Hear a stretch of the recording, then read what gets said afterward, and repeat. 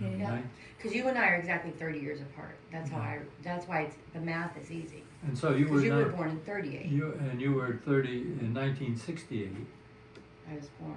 You were born, and we had just moved into our new house Oh, really? that we had a mortgage on. In other words, the house You that had we Mike not in that house? You had Mike in we Ithaca? we lived in Rocky Point as a renter. We rented a house there, but then and we did it because we were there on the spur of the moment. We needed a place to stay, and then we came back and found a place, Mm-hmm. and that's when we were, what would you call it, house hunting, Yeah. and that was in '68. Okay. And of course, remember, Dave was already born. I mean, he was born in Ithaca before we'd even moved here. So what was the story about? One of us, I think it was Dave, had to sleep in some dresser drawers. No, Or was that someone in your family? someone in our family. I slept in the dresser drawer. You slept in the dresser drawer. And Sonia tells the story of me sleeping at the bottom of the bed because we were all in one big sort of king-size bed, and I slept across the bottom, and then the three girls slept across the top. No kidding. So wait, no, Aunt Sonia and Uncle, all the girls slept, and then Uncle Paul And and the Uncle boys Rudolph. slept in the room, but they slept at the other end of the room. That's all. So you And had that to room was heated by a stove pipe. Okay. It came out of the living room. Those were very tough times. And that was all in Greenville, or was that in That was Carmel? all in Boomhauer Road, Okay. the farm. Where were you born again? I want to say I Cairo. was in Carroll, New York. I was born, actually, to my knowledge, I was only there, a couple of weeks or something, and then we had to move. I remember when I was a little kid, I don't know. Yeah, yeah. But we had to move to Freehold. Oh, you had to move to Freehold. Yeah, we had to move. Well, we had to move because the guy that owned the farm that Daddy was taking care of was killed. He was murdered. How was he murdered?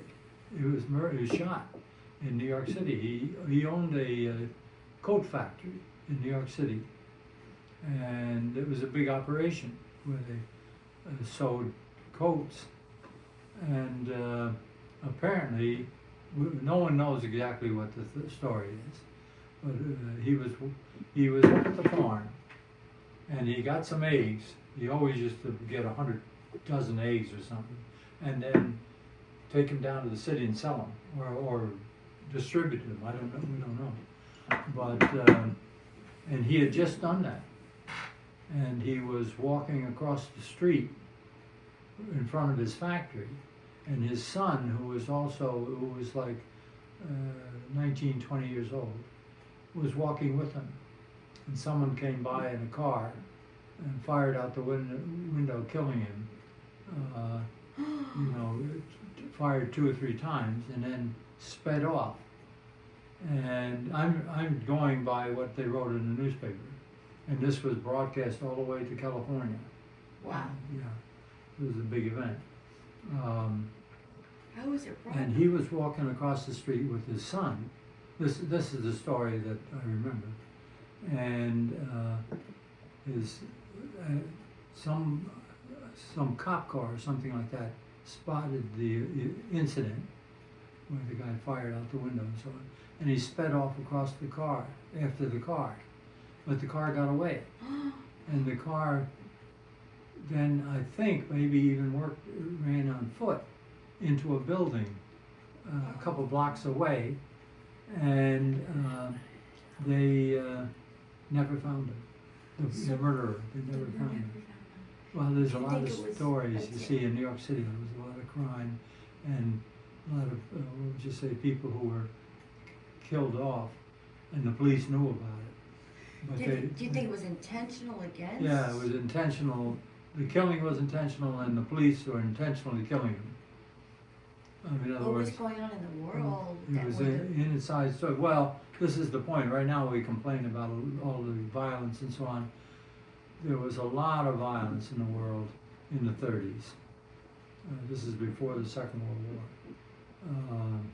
What do you attribute it to? Was it just greed, or was there a Yeah. disparity? Oh, yeah. Just greed. You did what you were told to do, and if you stepped out of line, you were dealt with.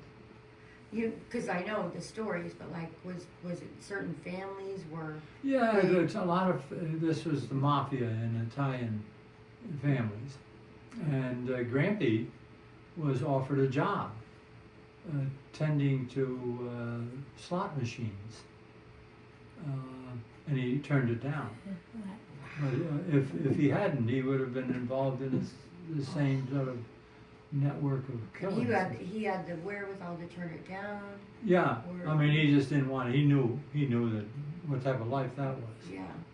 and so he turned it down. How old was he? Do you know when he got off of that? Was he? Well, Because he ended up working for IBM, probably 1940s. You were born in 38.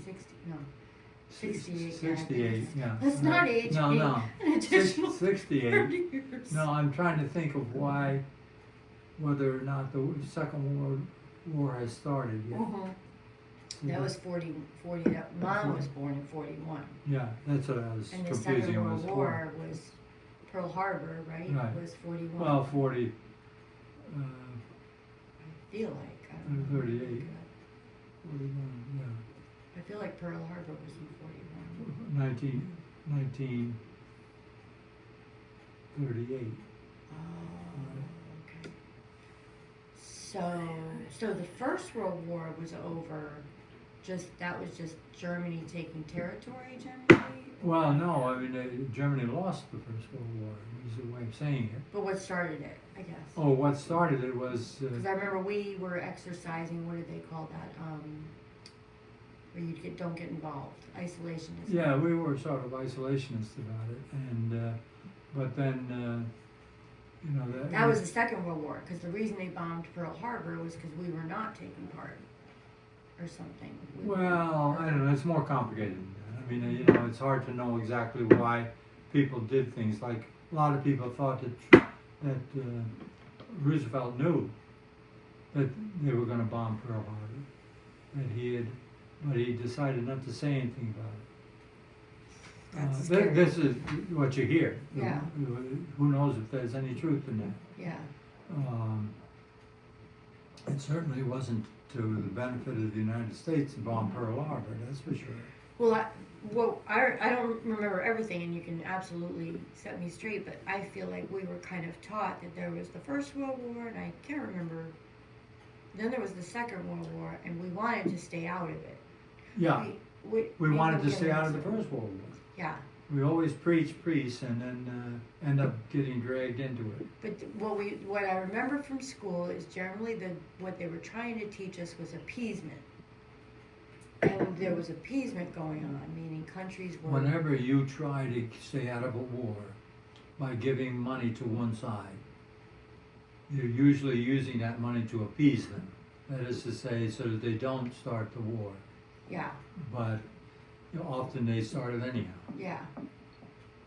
I get them. How do you discern in your brain? Because I know for me, when it comes up First World War and Second World War, I have to figure out which was which. And I always know Second World War was the one with Hitler, because the war to end all wars. Yeah. I always Well, thought no, it the was first so- war was the war to end all wars. Oh, And it didn't end them, it obviously. didn't end them. Okay, so in my mind, I remember the Second World War was the one with Hitler because it was so atrocious that we hadn't been in a world war since, in my It upbringing. was 20 years after the First World War. Right, but after the Second World War, like I can remember that's the one with Hitler because we were much more not going to get in a world war after that because it was so bad. That's how I remember. Well, I mean, no, I think each time we tried to learn something from the fact that the First World War occurred. Mhm. And the amount of bloodshed and misery that they created. Yeah. We learned from that. We didn't learn enough. Apparently. No. because then Hitler is learning also, Yeah. and he's coming back. And you remember Hitler's Germany. It's not Japan. Japan bombs Pearl Harbor. Mm-hmm. So all these countries were tinderboxes ready to explode, you might say, and they did. They did, and Were they all communistic nations, or were they? well, no. Or was it There about were ideology? communistic nations. We sided with the communist nation, which was Russia. We sided with them against Germany,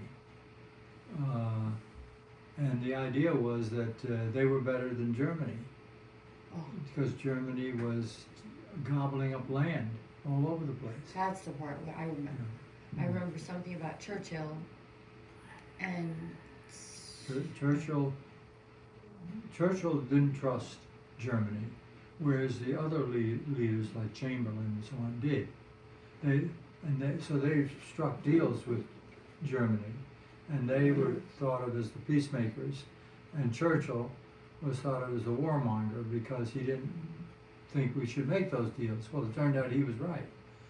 You know, that they were it's just often doing the case. that to gain more land Yeah. for the next war. Yeah. Um, That's what I want. One of the studies I want to do about the Bible is you read about the different wars that David was in, and he always prayed before, are you going to give the Philistines into my hands, blah blah blah. But it wasn't just about winning wars. It was about taking territory. It's about, like, there's no end to. It's not just like, oh, we want our boundary to be here. Okay, we're good. you know, We reached an agreement. Like, there's a constant, always battle for more territory. yeah, and that's partly the truth. Because they were coming out of Egypt as slaves, and they owned very little. And in those days, because countries were not that well established, territories were not well established, you could aspire to gain a lot of those territories. And that's what, it seems to me, that's what Israel did.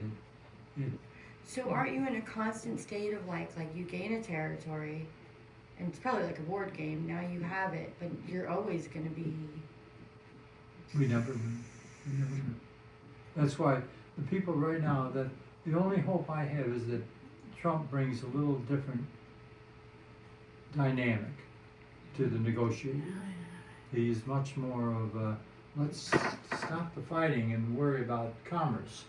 Who's going to have this deal and who's going to have that territory and who's going to own this, this land and so on. And we'll work on that. That's why the tariff becomes important, because that's his one. So let me ask you that, because I'm pro his economics generally, Mhm. but I always play with my brain Mhm. to make sure it makes sense. And one thing that occurred to me is that, okay, so we're importing all these goods from China, and now, yes, we're not manufacturing as much anymore, but our society is moving to where I'm not worried about like all the supplies for my art, cheap, everything's cheap. Now I can rise to another level in what I can produce because the supplies to produce it are cheap. Yeah. So why is that not good? That basically our country, it is putting America first, because our country now is not focused on the cheap manufacturing. We've outsourced that to this other country that is loaded with people. Their commodity is people. Like, their natural resource is bodies to put things together. So why not let them do that? And I'm not saying exploit them. And let us move into a more technological realm. I don't know, because I was so what you're pro saying these is, economics. But what you're saying is part of the Trump strategy, which is Okay. to try to gain manufacturing footage. But I don't know that we need to do that anymore, because it's better for our. I don't know. I'm not against it at all. But Well, I'm playing with the idea. We're probably sitting around the table here with things that have been manufactured by either. But manufacturing means we get all the pollution. If you really want to put America first, manufacturing puts all the pollution in our country, as opposed to somewhere else, and we could be not manufacturing, but we could be worried about the next level where they manufacture the components over we're there. training and. But it makes us dependent on other countries, Yeah. which we don't want, which is probably what Trump doesn't want. Well, I don't know. I think Trump is in favor of manufacturing of all kind here. And that's what a lot of these deals that he's. No, but what about manufacturing somewhere else, and then we do the next level stuff? Like they make the chips, we do the brain stuff. No, I think he's for that to the extent that there's an advantage for us. In other words, we don't want to lose money over that, but we want an advantage that we are, for example, able to get Austria to manufacture the buttons for blouses. Mm-hmm.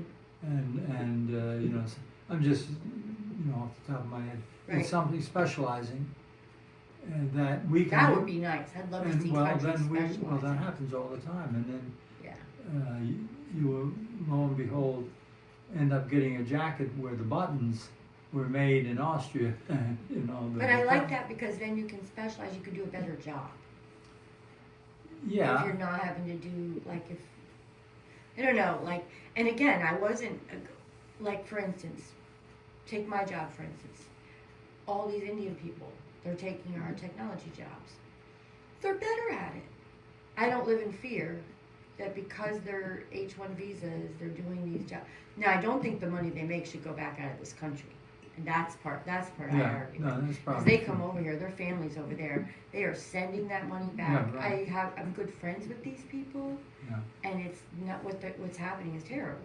Yeah. They're just no. ripping us off. Well, to the extent, the system's always going to have a lot of